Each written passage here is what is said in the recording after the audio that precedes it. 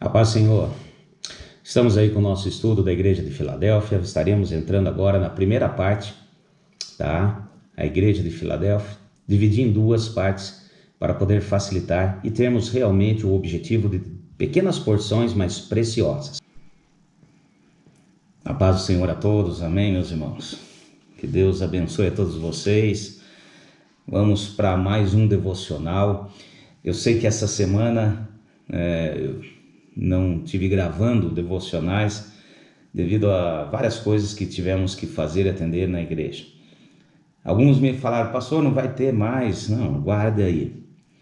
E estamos nesses dias estudando, fazendo o nosso devocional, pequenas porções, o maná de Deus para nossas vidas, que são coisas importantes para o nosso crescimento, para o nosso alimento. Então estamos nos estudos das cartas às igrejas de Apocalipse, as 7 cartas. Hoje vamos para mais uma. Nós vamos para a carta à igreja de Filadélfia, tá? Tá lá no capítulo 3 do livro de Apocalipse. Como eu disse e já falei, eu fiz uma comparação, como se fosse um telescópio. As cartas como uma visão do que aconteceria com a igreja do Senhor no decorrer dos tempos. Então, é claro, não podemos deixar de lembrar que a palavra do Senhor é sempre viva. Então, nós podemos usá-la com um caráter histórico com relação ao que viria a acontecer com a igreja, mas também sempre aplica-se à minha vida hoje. Então, não podemos esquecer desses dois pontos. Você que talvez esteja assistindo agora esse estudo, essa porção do maná, depois no playlist dá uma olhadinha, nós temos lá desde a primeira carta e a introdução que fiz para esses estudos. Bom, esse período que nós vamos fazer a comparação com o caminhar da igreja aqui na Terra, seria a Era das Missões. Seria o período de 1700 até 1900 depois de Cristo. Essa sexta carta foi dirigida à igreja de Filadélfia. Então, nós vamos pegar esse período de 1700 a 1900, fazendo comparação ao caminhar da igreja. Esse período foi um período do apogeu das missões da igreja, onde o evangelho foi levado praticamente a todas as nações e línguas. Olha, assim como Paulo fez lá no início da igreja, ele levou praticamente o evangelho a todos os povos, a todas as nações e línguas. Agora nós estamos falando a respeito de todos os povos e nações conhecidas, assim como aquele tempo foi sobre todas as nações conhecidas daquele período. E nesse período de 1700 a 1900 foi uma grande era das missões, levar a boa nova, o evangelho do reino a todos. Bom, fazendo aqui um pequeno parênteses com relação a Filadélfia. Essa cidade, Filadélfia, das 7 cidades mencionadas nessas cartas, ela é a mais nova delas. Então, das 7, é a mais nova. Também, em número de pessoas e população, a menor. Foi fundada por colonos de Pérgamo. Lembram-se do nosso estudo da carta à igreja de Pérgamo, onde tinha uma grande biblioteca, tão estudiosos, da onde veio a palavra pergaminho. Então, alguns estudiosos, alguns intelectuais lá da cidade de Pérgamo vieram como colonos e fundaram essa cidade de Filadélfia. E fundaram com um objetivo: fazer propagar a língua e a cultura grega, fazer com que ela fosse conhecida. Então, essa era a finalidade principal daqueles colonos que se fixaram e fundaram a cidade de Filadélfos. Inclusive, a palavra Filadelfos quer dizer, em grego, significa quem ama o seu irmão. Então, nós vemos também que a igreja de Filadélfia, esta igreja, nesse período de João, cumpriu muito bem essa missão de levar e propagar a boa nova, o evangelho do reino, a palavra do Senhor, a salvação. Pois quando a Ásia Menor foi invadida, a Ásia Menor é onde estava esta cidade, foi invadida por muçulmanos, essa cidade continuou em pé durante muitos anos. E até hoje existem ali cristãos mantendo a bandeira da fé cristã erguida naquele local, sendo que as outras todas já passaram a outros domínios, infelizmente. Bom, essa é a síntese mais ou menos daquilo que nós vamos estar vendo. Aqui pega a sua Bíblia aí, Apocalipse, capítulo 3, vamos pegar do versículo 7, que é o início dessa carta. O versículo 7 diz o seguinte: ao anjo da igreja de Filadélfia, escreve: isso diz o que é santo, o que é verdadeiro, o que tem a chave de Davi, o que abre e ninguém fecha, e fecha e ninguém abre. Então aqui, como todas as demais cartas, nós vemos a apresentação de Jesus, ele se apresentando. Em todas as cartas, sempre ele usa dessa estratégia de apresentar quem é ele. E obviamente, para cada local, como nós estudamos, para cada carta, para cada período, ele apresenta-se de uma determinada maneira. E aqui ele vem se apresentando. E vemos alguns pontos para estarmos entendendo. Ele é santo. Santo é separado para o Senhor. Agora, quando isso é dito ao Senhor, quer dizer, ele é único, pois não se separa aquilo que já é o único verdadeiro. Então, ele é verdadeiro, como aqui continua a dizer. Então, ele é santo, o que é verdadeiro, real, genuíno, em contraste aos falsos deuses, que têm falhas, que têm sempre algum ponto que não cumpre bem, como se fosse uma divindade. E também fala a respeito da sua posição. Então, a chave é símbolo de autoridade. Então, ele tem uma autoridade final incontestável. Então, ele é santo, ele é verdadeiro e tem autoridade.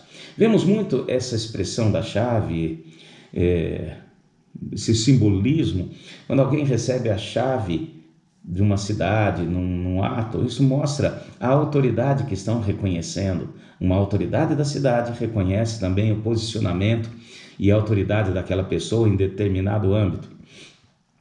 E também fala aqui a respeito do seu poder. Então, ele é santo, ele é verdadeiro, tem autoridade, e não basta ter autoridade, ele tem poder. É autoridade revestida de poder, porque ele abre e ninguém fecha, fecha e ninguém abre, o poder está nas tuas mãos. Quando ele fala disso, remete, vamos comigo no livro de Isaías, rapidinho, tá? Isaías capítulo 22, verso 22, algo que o Senhor já tinha mostrado a tinha mostrado a Isaías lá atrás. Então, capítulo 22, quando o Senhor começou a mostrar a Isaías a respeito da pessoa de Jesus. Olha só que interessante. Porei a chave da casa de Davi sobre os seus ombros, e ele abrirá e ninguém fechará, e fechará e ninguém abrirá. Então, já lá atrás, a Isaías, o Senhor já tinha mostrado quem seria o Senhor Jesus, que um santo, verdadeiro, sua posição e sua autoridade com poder. Aqui no versículo 8. Conheço as tuas obras. Diante de ti pus uma porta aberta, que ninguém pode fechar. Sei que tens pouca força, entretanto guardaste a minha palavra e não negaste o meu nome.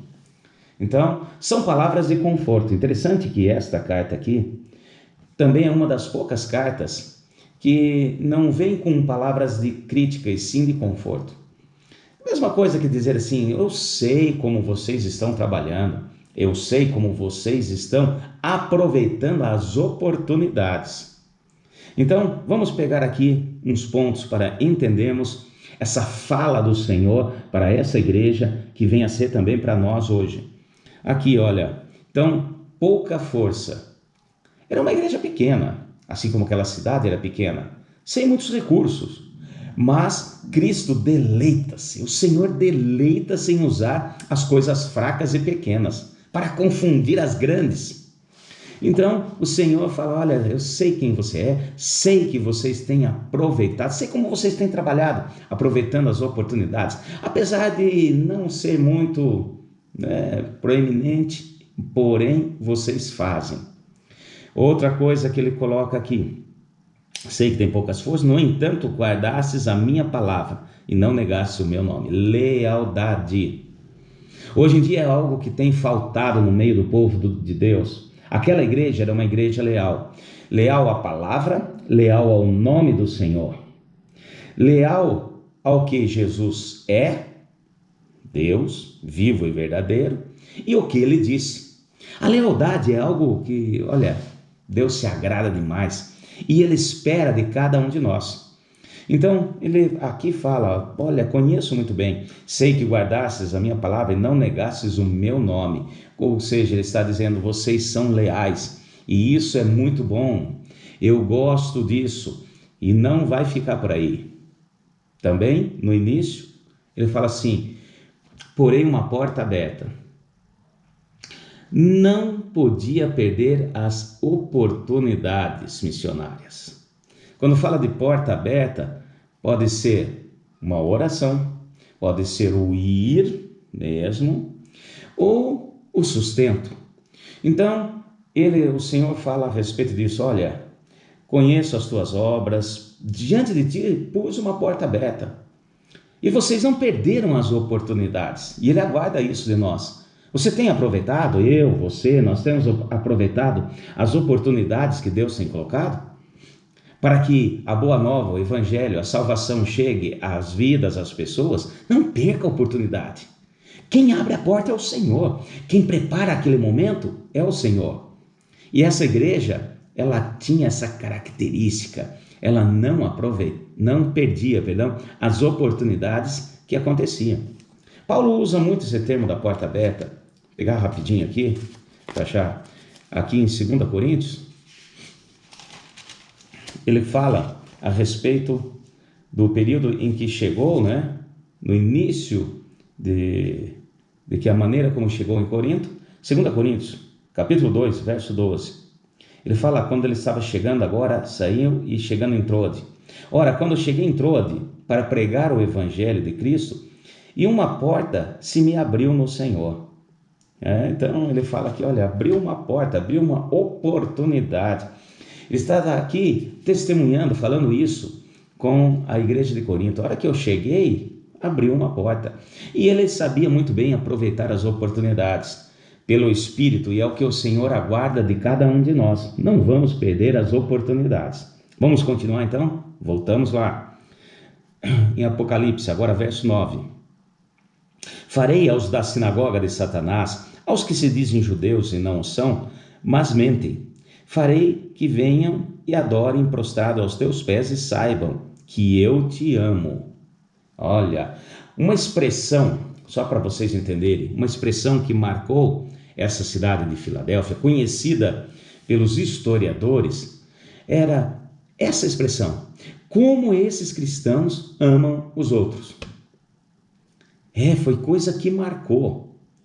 E eu só posso amar os outros de maneira incondicional se eu tenho em mim o amor de Deus. Então, foi algo que marcou aquela cidade. Porque quando a cidade passou por vários problemas, os cristãos que estavam ali faziam de tudo. Eles amavam. Eles às vezes expunham a sua vida, punham a sua vida em risco para poder ajudar os outros, quer cristão ou não. E isso ficou marcado naquela cidade. E foi um fato que trouxe muitos também para a presença do Senhor, para se tornar também cristão. Então, esse ponto, aquele que ama é amado pelo Senhor. E quem é amado pelo Senhor demonstra o amor para com os outros. Então, olha, aqueles que são falsos, eles vão entender que eu amo vocês. Nós somos amados do Senhor. Você que está aí me ouvindo, que está me acompanhando, você também é amado do Senhor. E olha, aproveite as oportunidades, demonstre esse amor. pode deixar que Ele estará sempre no controle. Não esqueça disso.